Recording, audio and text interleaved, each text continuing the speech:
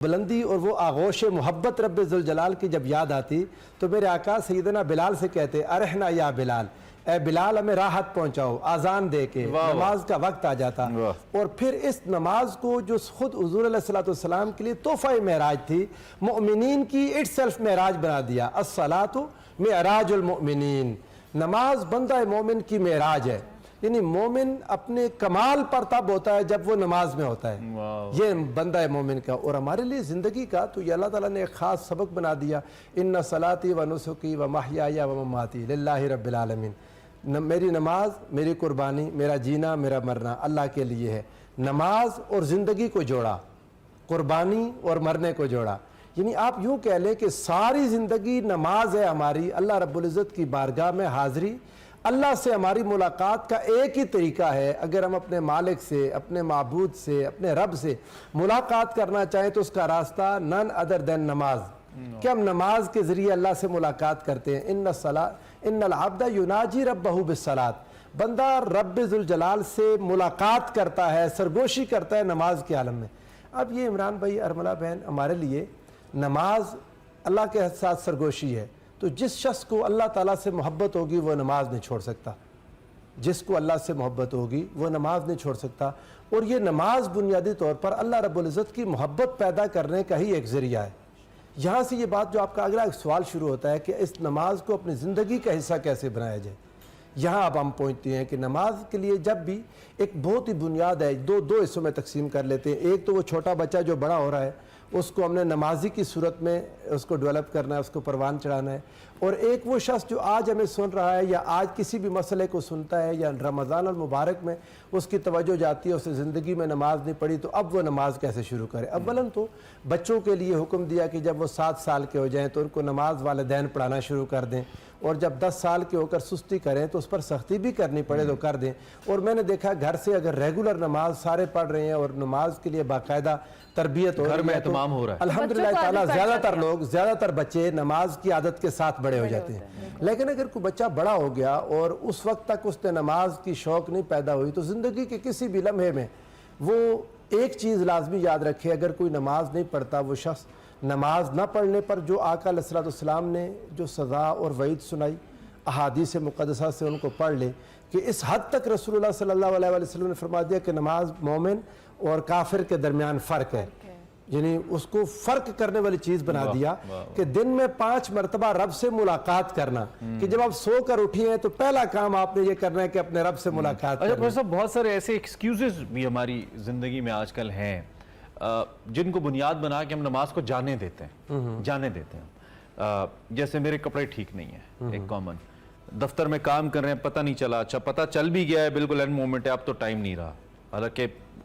when it's striking تو آپ پڑھ ہی سکتے ہیں۔ تو اس حوالے سے شریعت کا کیا حکم ہے؟ کیونکہ میں ایک چیز اکثر سوچتا ہوں کہ آج کل ہماری زندگی مختلف ہے اس زندگی سے جو آج سے 1400 سال پہلے تھی، لیکن حکم اور فرض اپنی جگہ پہ موجود ہے، اس کو بیلنس ہم نے کرنا ہے۔ کیا اس میں کہیں نہ کہیں شریعہ ہمیں کوئی کوشن دیتی ہے، جیسے مسجد میں نماز پڑھنا اور گھر پہ پڑھ لینا، جیسے کہ باجماعت پڑھنا اور خود سے پڑھ لینا؟ تھوڑا سا اس حوالے سے ہمیں بتائیے کہ ہم اس کو کیسے سنک کریں۔ بہت زبردست آپ نے بات کی، لیکن آپ نے جو لفظ بول دیا خود ہی، ایکسکیوزز ہیں، یہ ان میں کوئی حقیقت نہیں ہے۔ نماز کے لیے جو کہتا ہے میرے کپڑے صاف نہیں، دراصل اس کی نیت صاف نہیں ہوتی، یہ کوئی معاملہ نہیں ہے۔ ہم سارے صاف ستھرے کپڑے پہنتے ہیں، دھونے کا مسئلہ نہیں ہے، ان کے پرابلمز نہیں ہیں، صرف نیت نہیں ہوتی، جب ارادہ نہیں ہوتا تو وہ بہانہ کرتا ہے۔ لیکن اس کے باوجود میں یہ بات کروں گا، یہ ایک بہت ہی بنیادی آپ نے بات کی کہ شریعت نے جب یہ 5 وقت کی نماز کر دی تو حضور نبی کریم صلی اللہ علیہ وسلم کو 5 نمازوں کے بعد بھی سیدنا موسیٰ علیہ السلام نے عرض کی تھی کہ اے پیارے حبیب صلی اللہ علیہ وسلم، اللہ تعالیٰ سے کچھ اور ریکویسٹ کریں، ممکن ہے آپ کی امت 5 نمازیں نہ کر سکے، تو حضور علیہ السلام کا جواب ذہن میں آنا چاہیے۔ آقا علیہ السلام نے فرمایا سیدنا موسیٰ علیہ السلام سے کہ موسیٰ، مجھے شرم آتی ہے کہ میری امت 5 نمازیں بھی نہیں پڑھے گی،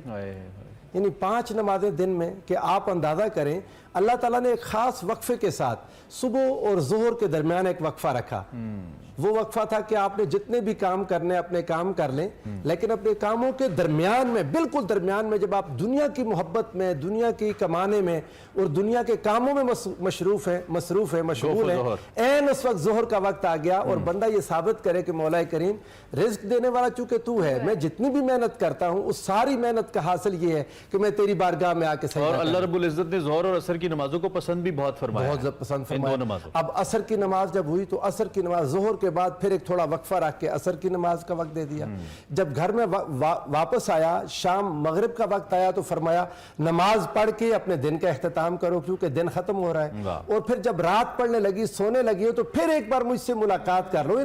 इनके औकात पर गुफ्तगू शाह वलीउल्लाह रहमतुल्लाह ताला अलैह ने बड़ी हिकमत अमीज़ गुफ्तगू की है। इमाम गजाली ने की कि नमाजों के औकात इटसेल्फ इंसान को इन्ना सलात कानत अलल मुमिनीन किताबम मौकूता, ये जो औकात है, औकात में नमाज है, ये इंसान के टाइम टेबल को इतना दुरुस्त रखते हैं कि इंसान वक्त का भी पाबंद होता है, इंसान में हेल्दी एक्सरसाइज और हेल्दी हैबिट्स डेवलप होती है, हेल्दी ब्रेन डेवलप होता है, इंसान वुजू करता है, पाकीज़गी हासिल करता है बार बार। फिजिकली आपकी बहुत सारी प्रैक्टिसेस हैं जो नमाज से रिलेटेड है, बिल्कुल ऐसे ही है। और जब बार बार वुजू करता है तो वो पाकीज़गी उसे मिल जाती है, इंसान को जिस्मानी और रूहानी पाकीज़गी नसीब होती है, उसकी सोच पॉजिटिव हो जाती है। जो नमाज के बारे में अल्लाह ताला ने फरमाया,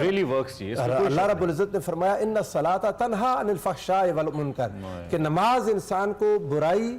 और फुहश कामों से रोकती है। ये वाक़यातन है कि जो इंसान दिन के 5 औकात में नमाज पढ़ता रहता है, इस दरमियान में कोई खराबी आती है, फौरन नमाज का वक्त आता है, इंसान को अल्लाह की याद आ जाती है। वल्लज़ीना इज़ा फ़अलू फ़ाहिशतन औ ज़लमू अनफुसहुम ज़करुल्लाह, कि वो लोग जिनसे गुनाह हो जाता है या अपनी जानों पर जुल्म कर बैठते हैं, कोई फुहश हरकत कर बैठते हैं, ज़करुल्लाह, फिर वो अल्लाह को याद कर लेते हैं। नमाज का वक्त आया था, फस्तगफिरू लिज़ुनूबिहिम, नमाज में जब खड़े होते हैं शर्मिंदा हो जाते हैं, फिर अपने गुनाह की माफ़ी मांग लेते हैं। तो अल्लाह फरमाता है वमन यगफिरुज़्ज़ुनूबा इल्लल्लाह, तो अल्लाह के सिवा गुनाह कौन माफ़ करेगा? जो इंसान माफ़ी मांग लेता है, इन एक नमाज से दूसरी नमाज के दरमियान जो कोताही हो जाती है, नमाज अपने से पहली नमाज और इसके दरमियान के सारी कोताहियों की माफ़ी का जरिया बन जाती है। और ये छोटे छोटी कोई गलती कोताही जो बहसियत इंसान हो जाती है, अल्लाह फरमाता है वो इन्नल हसनात युज़हिबन सय्यिआत, ये जो नमाज की सूरत में जब इंसान नेकी करता है, रुकू करता है, क़याम करता है